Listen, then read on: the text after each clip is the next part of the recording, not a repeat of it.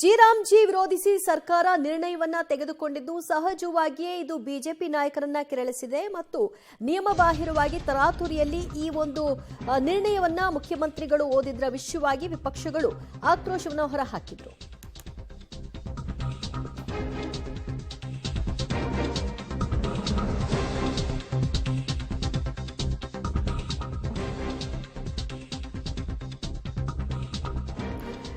VBG ವಿರೋಧಿಸಿ ಸರ್ಕಾರದ ನಿರ್ಣಯವನ್ನ ಇವತ್ತು ಮುಖ್ಯಮಂತ್ರಿ ಸಿದ್ದರಾಮಯ್ಯನವರು ವಿಧಾನಸಭೆಯಲ್ಲಿ ಓದಿದ್ರು.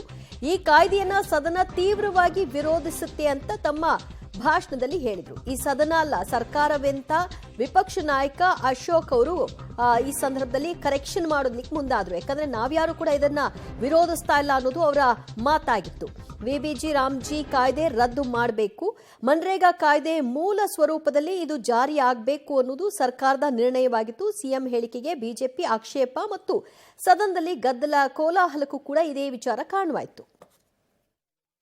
40% ಹೊರೆಯನ್ನು ರಾಜ್ಯದ ಮೇಲೆ ಹೊರಿಸುತ್ತಿರುವುದು ರಾಜ್ಯದ ಆರ್ಥಿಕ ಬದ್ಧತೆಯನ್ನು ಮತ್ತು ಅಭಿವೃದ್ಧಿಯನ್ನು ಆದಾಯಕ್ಕೆ ದೂಡುವ ಹುನ್ನಾರವಾಗಿದೆ.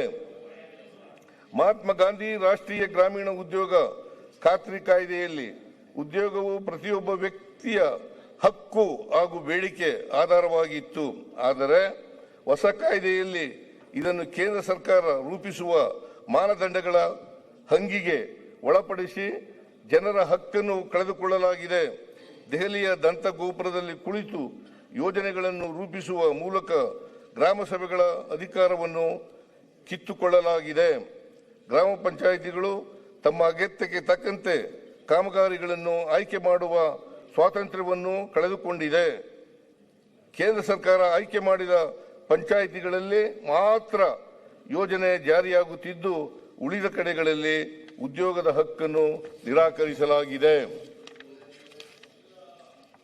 ಮಹಾತ್ಮ ಗಾಂಧಿ ರಾಷ್ಟ್ರೀಯ ಗ್ರಾಮೀಣ ಉದ್ಯೋಗ ಖಾತ್ರಿ ಯೋಜನೆಯಡಿ ಕಾಯ್ದೆಯಡಿ ನಮ್ಮ ಹೊಲ ನಮ್ಮ ದಾರಿ, ದನದ ಕೊಟ್ಟಿಗೆ, ಕುರಿ ದೊಡ್ಡಿ, ಕಣ, ಶಾಲಾ ಕಾಂಪೌಂಡು, ಶೌಚಾಲಯ, ಬದು, ಒಳಗಟ್ಟಿ, ಪಂಚಾಯಿತಿ ಕಟ್ಟಡ, ರಾಜೀವ್ ಗಾಂಧಿ ಸೇವಾ ಕೇಂದ್ರ, ತೋಟಗಾರಿಕೆ ಬೆಳೆಗಳು, ಆಟದ ಮೈದಾನದಂತಹ ಸ್ಥಳೀಯವಾಗಿ ಅಗತ್ಯವಿರುವ ಗ್ರಾಮೀಣ ಆಸ್ತಿಗಳನ್ನು ನಿರ್ಮಿಸಲಾಗುತ್ತಿತ್ತು.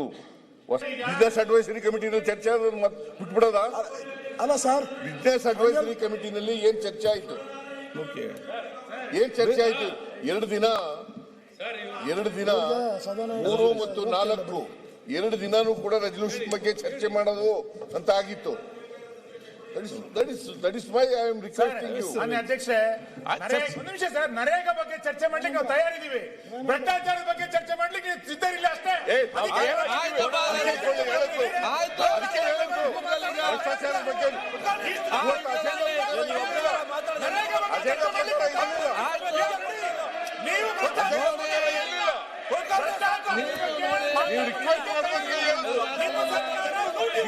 ಇವರು ಮಾಡಿದ ಅಧ್ಯಕ್ಷರೇ,